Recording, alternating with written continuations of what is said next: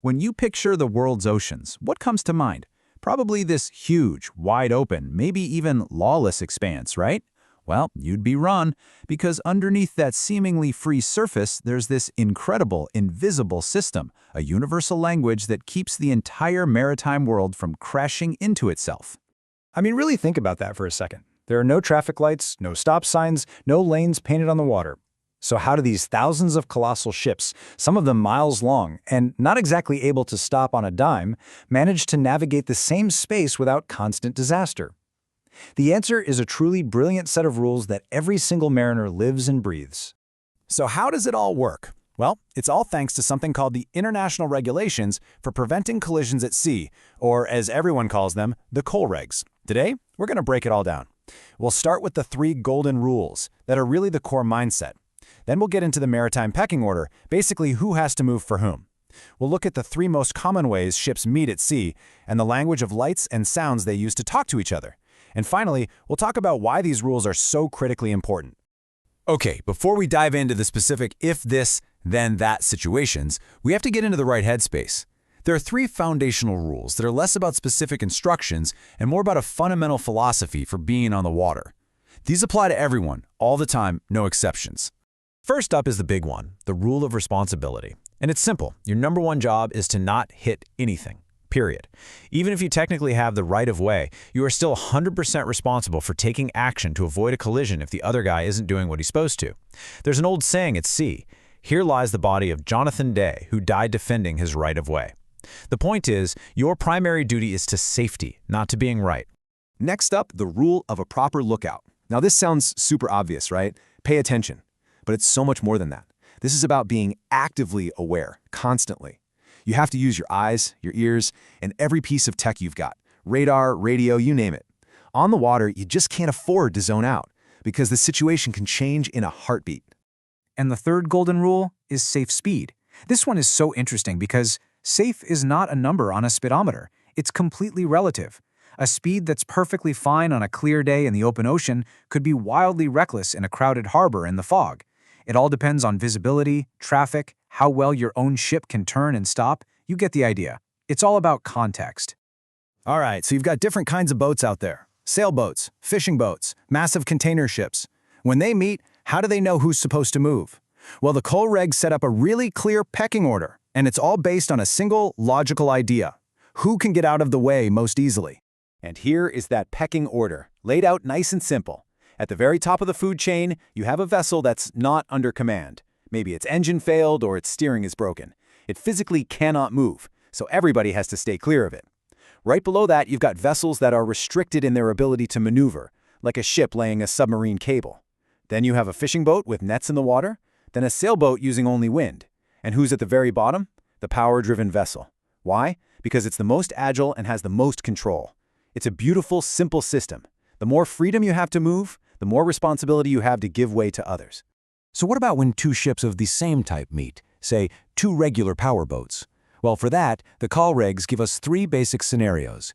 You can think of them like choreographed dance moves that everyone on the water knows, ensuring they don't step on each other's toes. Let's start with the easiest one. You're coming up from behind another boat and you want to pass it. The rule here is crystal clear. If you're the one doing the passing, you are the overtaking vessel. And that means the responsibility is 100% on you to stay well clear.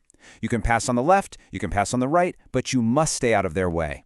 The boat in front, their only job is to just keep doing what they're doing, hold their course and speed. It's simple, and it works. Okay, next dance move. 2 powerboats are approaching each other, basically nose to nose, and there's a risk of collision. What do? This one's super intuitive because it's exactly like driving a car. Both vessels simply turn to their right, that's starboard in boat speak, and pass each other on their left, or port, sides. So you pass port to port. It's a clear, predictable maneuver that instantly removes the danger.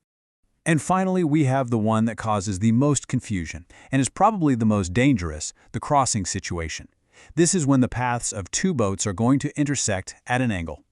The rule here is a lifesaver. It works like this.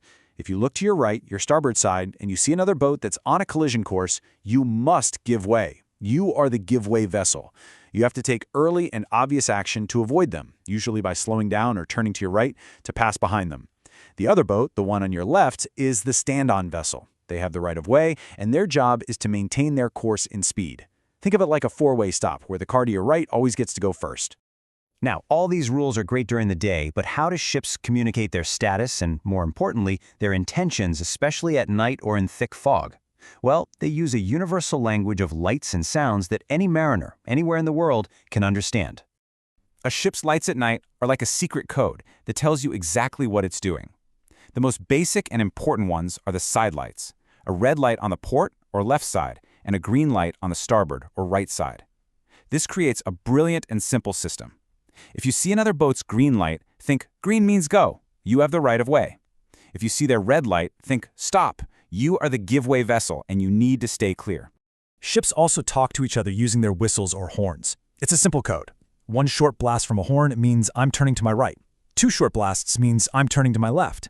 And if you ever hear 5 or more short, rapid blasts, that's the universal danger signal. It's basically the maritime equivalent of laying on your car horn and yelling, "Hey, what on earth are you doing?" So we've gone through the mindset, the pecking order, the dance moves, and the language. Let's just take a step back and talk about why this whole system is so important. And we come right back to where we started, with Rule 2. This quote gets to the very soul of the COLREGs. They aren't just a list of regulations to be followed blindly. They are a framework for exercising good judgment. The ultimate goal isn't to follow a rule, it's to use the rules and your own common sense to make sure everybody gets home safely. When you boil it all down, these rules do something magical. They create predictability in an environment that could otherwise be total chaos. Every mariner knows what every other mariner is supposed to do in any given situation, and that shared understanding, that predictability, is the invisible engine that allows global trade to happen and keeps our world connected across the seas. And that brings us to one last really interesting thought for the future. These rules were written for human beings, with human judgment and intuition. But as we move into an age of autonomous ships piloted by AI, it raises a fascinating new question. When there's no person at the helm, who or what is the master of the vessel? Who is responsible for making that critical judgment call to bend a rule in order to avoid a disaster? Something to think about.